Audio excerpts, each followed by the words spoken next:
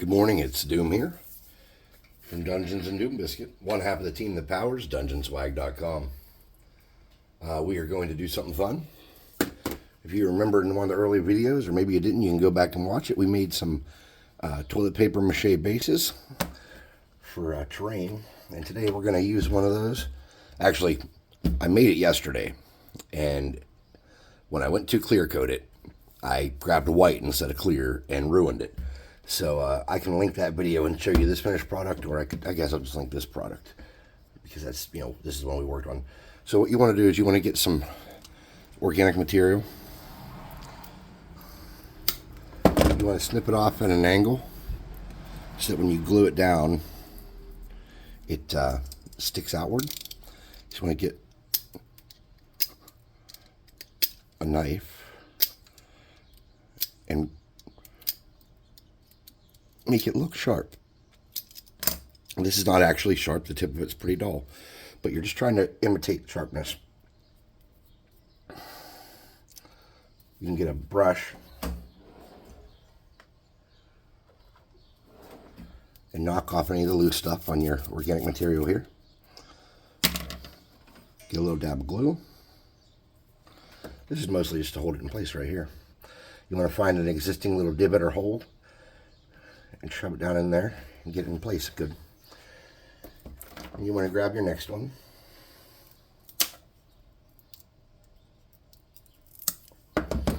Now remember, this is a primitive defensive barrier.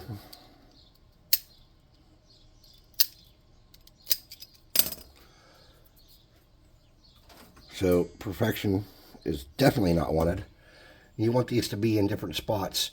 Unlike normal, how when I try to center stuff, how I'll do like, darn spider web. Instead of like trying to go here, then work my way in evenly. We want these to be off a little bit. We don't want these perfect, okay?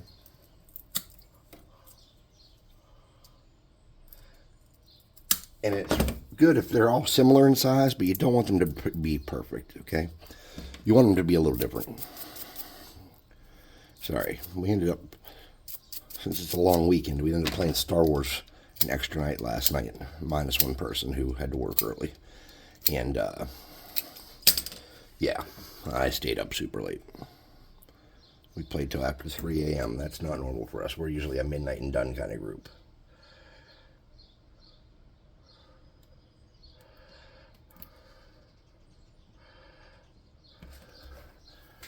Let's see.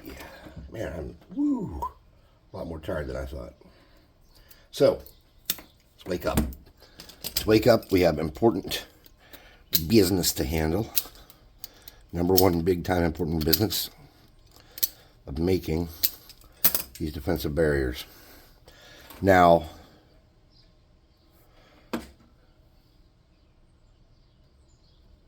getting this stuff down in here, there might be a little bit extra glue coming out. That's okay. We'll cover that up. You're not even going to notice that.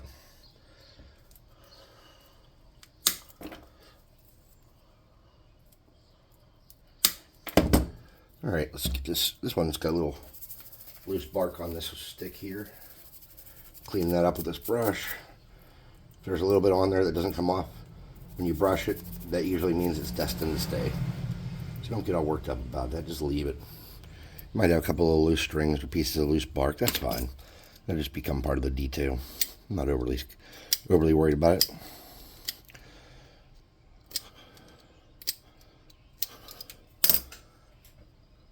I didn't cut that off very good. Let me snip that a little better at an angle.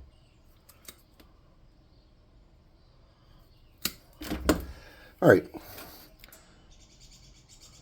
You don't want these to be real sharp because the last thing you want is somebody at your table to get hurt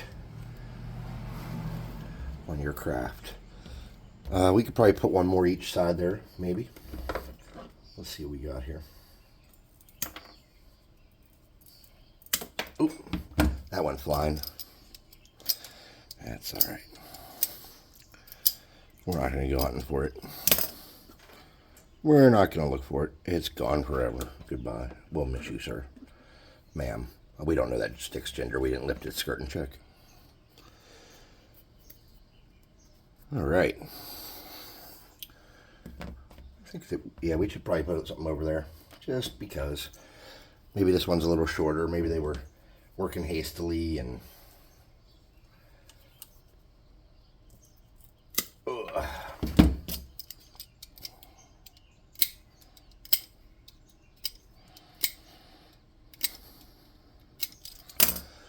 They were working hastily and not all the trees that they cut down were the same length. I don't like that. All right, so now what we want to do is we want to get a little bit of super glue. So any kind of lid you have, or that you can, anything you can use to paint in.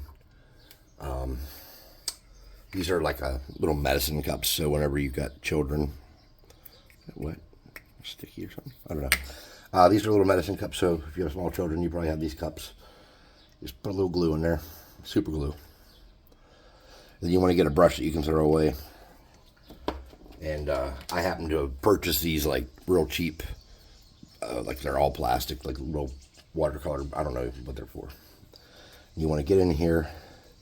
You want to paint in here, and you want it to coat the very bottom of your stick because you're trying to create a seal all the way around here that holds that in place when it dries. Because that super glue, if it gets warm and stuff like that, it can kind of make it pop out. And you want to also make sure that you don't have any excess pooling in here because super glue does not dry well if there's a pool.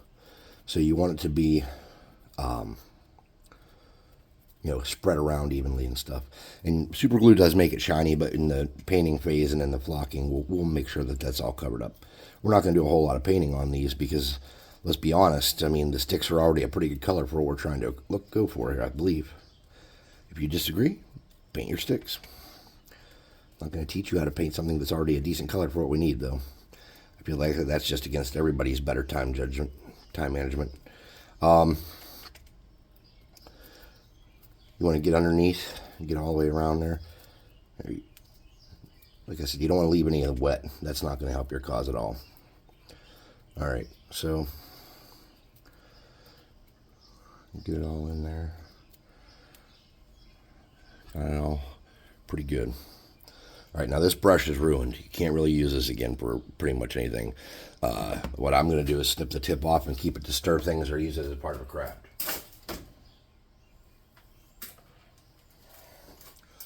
Set that off to the side. All right. You can keep this because when this dries, you can use it for other stuff. You can use it for a piece for a craft, or you can use it for to mix paint in or something. Once that super glue dries, you're not going to reactivate it easily. So let's get the El Supero Burno machine. Let's get that super glue dried up.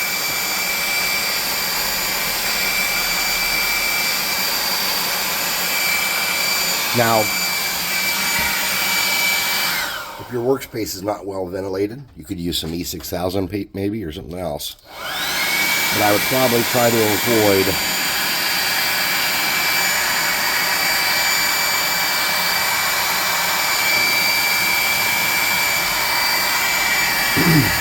using this without ventilation.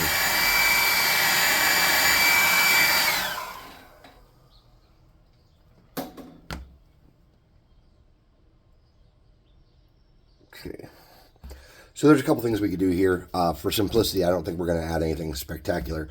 But what we could do that would be cool is maybe we could, you could wrap some rope through here. You could do make some barbed wire. You could do chain. I mean, there's a lot of things you could do. You don't need to. What you need is something that you can throw a miniature down on. And I had miniatures out. Okay, here we go. Here's a sweet orc.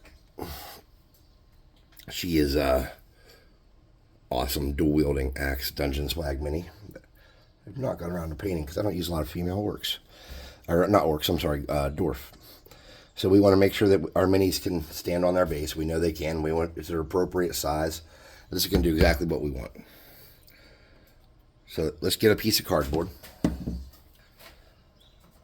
little bit of, where did I put that cardboard? I had some sitting out. Oh, here we go. Let's get a piece of cardboard here. Let's get a little bit of clear glue, clear PVA, or whatever you call this. Well, I know what you call it, but I don't want to sound too presumptive. We're going to get that. We're going to get a brush that we don't love. We're going to get there. We want to, wherever we want to put grass, we are going to paint this up with this glue. And I want grass around my front part here where people don't walk, because people don't walk through the spikes. So grass is going to be growing.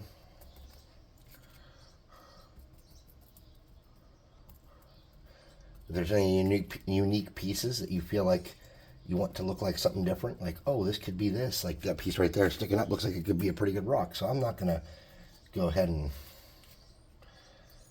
paint that with the glue. I'm going to turn that into a rock. That piece looks like it could be a rock. It looks like it could be a vine or something. I'm going to leave that. Oh, I just got it right on the thing I said I'm leaving it as a rock. I am absolutely the worst. So you want to, the parts where people don't walk around the sides here, you can put some flock there. Where that vine's sticking up there, we'll leave it. There we go. All right. Oh, I made a fatal error in this. This was not the way to go. I made a serious mistake. You always want to paint before you flock, so I didn't do that. Let's get some green flock.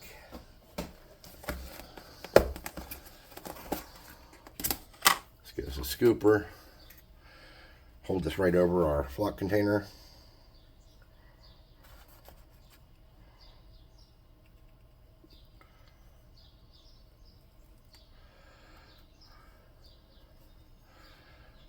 All right, not terrible, not amazing.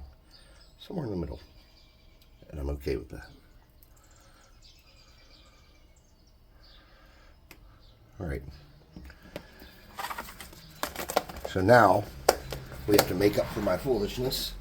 We have to paint and try not to get it all over the flocking. So hit this with a blow dryer and knock off loose stuff and kind of get some of that in place.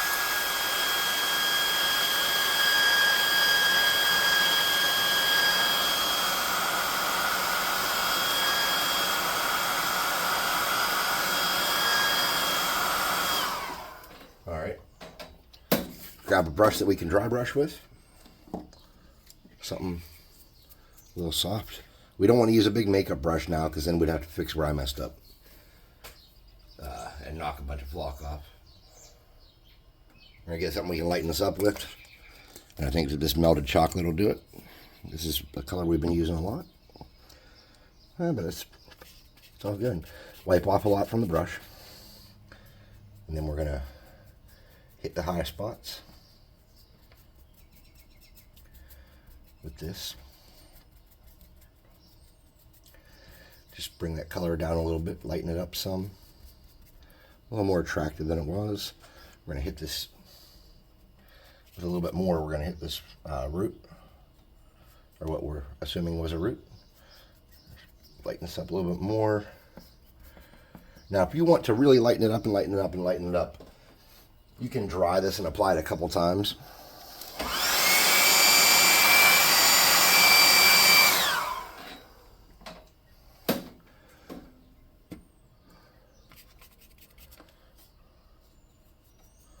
You can bring this as light as you want to bring it.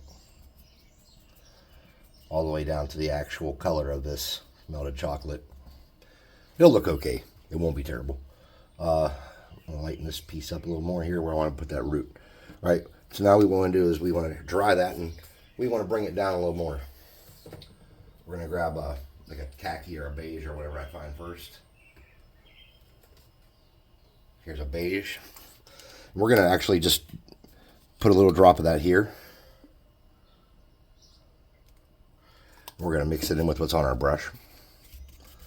Lighten this up. Just one step lighter. Okay. Wipe a lot of that off. This is not dry brush yet.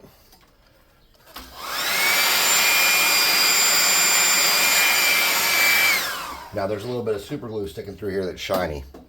And when we clear coat this, you're going to see that kind of disappear. So we're just going to drag this along here and hit some of these areas so the ground is not all one color.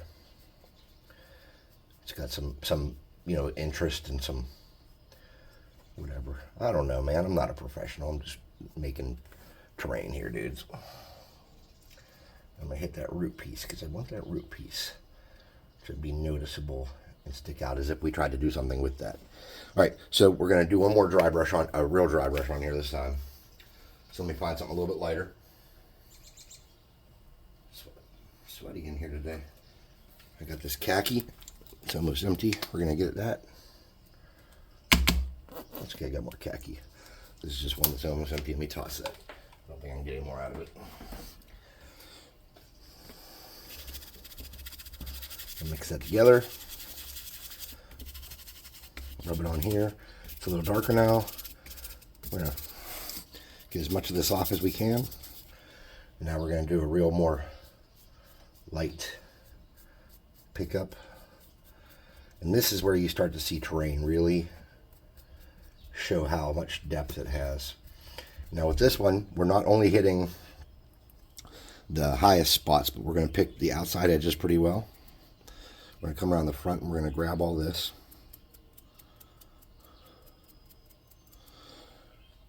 Look at that. Now we're going to get something a little smaller. Something like this. We're going to get that khaki, just the pure khaki. We're going to wipe almost all of it off the brush. We don't want anything showing.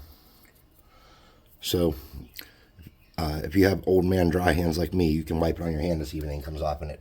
It's a pretty good indicator. We're going to come over here and hit this log up with it. And try to pick up any texture it might have that we didn't grab before. Not log, but this piece of root. Alright. We're going to use this same brush. It's okay. We're not hurting anything. We're going to get some pavement. And we're going to catch this rock piece over here that we saw in our train. It just naturally occurred because we made this out of toilet paper mache.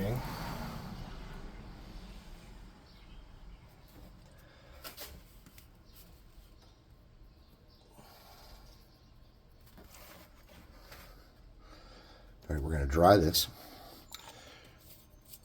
We're going to hit that with a lighter gray. Whip that around. Get your brush.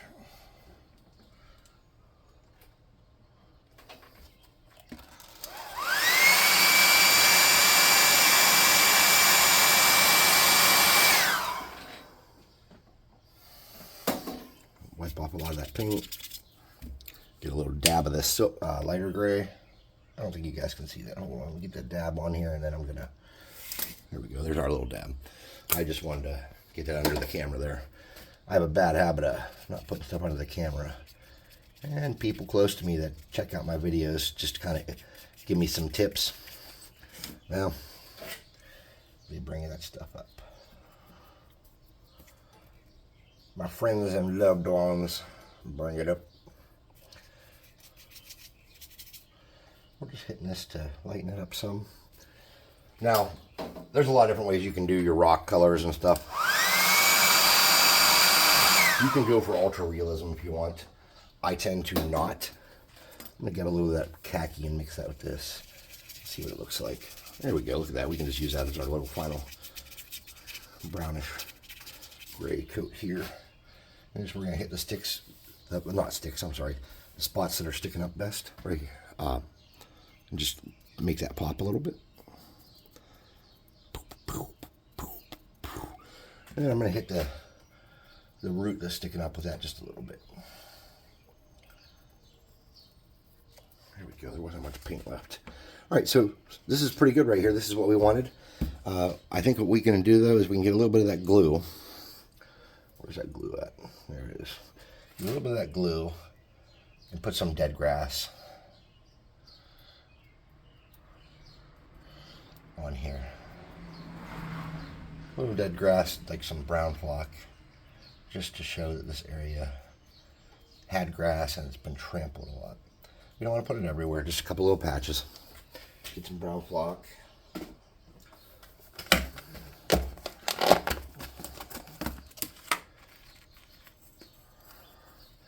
I always watch videos and I see people like try to make conversation in the videos and get you to respond in the comments, and I've done it, but I've not done it just because I want people to respond. I've done it because I'm genuinely curious. Like, but I see people doing stuff like, "What do you think's better, brown flock or purple flock? Tell me in the comments." And I'm just like, okay, you're not getting me to say something in the comments because I just want to watch your video. And I try to subscribe to people that I think are good. I unsubscribe from people that do things I don't like, because this is a free country and I can do that. So what I'm going to do is I'm going to hit this with clear coat. And unlike yesterday where I hit it with white spray paint, today I'm actually going to hit it with clear coat. We'll get some action shots with this on the table. We'll post a video and we'll see if you guys like this and if this is a nice easy craft that you can quickly do to populate your table with some terrain. If you made 3 or 4 of these, you really could have the outer wall of a decent orc camp. If you made 1 of these, you could have it as a defensive barrier for an impromptu fight. This is a good piece for that kind of stuff. Do me a favor, guys. If you like the video, go in the link. Check out our website. It's www.dungeon-swag.com. And we are a miniature subscription service, and we are starting to add one-off sales onto the site. But I'll tell you now, it costs us more money.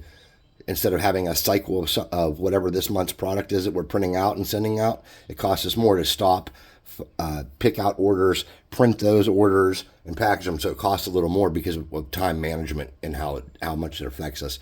So please go check that out. It's really fun. Tom and I have been doing Dungeon Swag for a while now.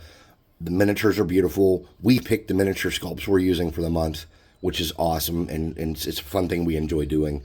And the thing is, we started this because we wanted really high-quality miniatures for a good price, and we found a way to do it. So, yes, I, of course, get boxes in the mail, and probably a third of my miniatures are done. No, maybe not a third, maybe a fourth of my miniatures are Dungeon Swag, but I've been collecting for 30 years. So, thanks for watching. Have a great day.